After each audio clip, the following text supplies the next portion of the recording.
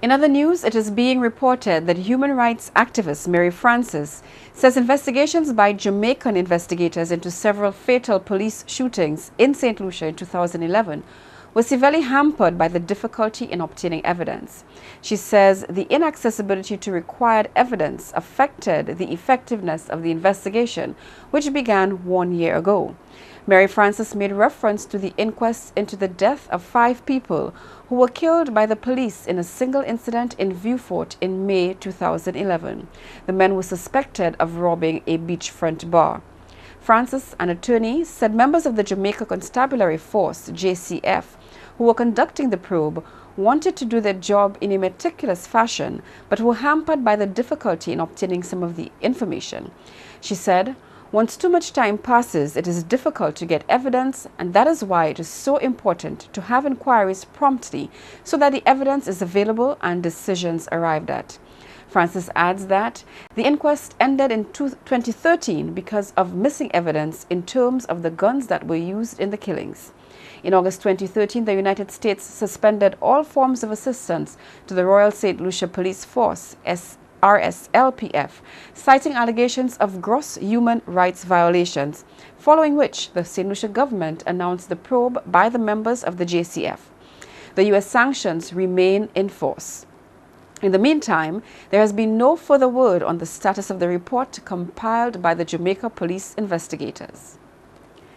The former Speaker of the House, Matthew Roberts, is reportedly in a stable condition after news that he was stabbed in the early hours of Saturday morning.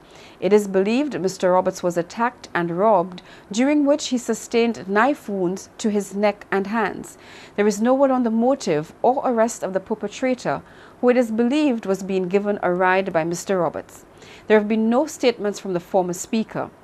Meanwhile, there has been a statement from Parliament noting that it has learnt with deep regret of the hospitalization of the former Speaker of the House of Assembly, Mr. Matthew Roberts. It says, whilst the details surrounding the incident are not yet known, Parliament wishes Mr. Roberts a speedy and full recovery. St. Lucia's UN Ambassador, Minister Rambali, has on behalf of CARICOM congratulated Jamaica's ambassador to the United Nations, Courtney Rattray, the new chairman of the 11th round of the intergovernmental negotiations on the reform of the Security Council. He has also received pledges of support from the Caribbean, Africa, and other nations in the developing world. Ambassador Rattray is seeking to accelerate the pace of the negotiations, which hopefully would lead to broader representation for poorer and smaller states on the UN's most powerful body. CARICOM, in a joint statement delivered by Minister Rambali, St. Lucia's UN ambassador, hailed Rattray's appointment, expressing the hope that as chair, he would lead on this important debate. The statement says the appointment is a welcome development as it brings not only fresh leadership, but hopefully innovative ideas to what has been a stalled process so far. We'll pause here for a moment. There is more news to come on Calabash TV.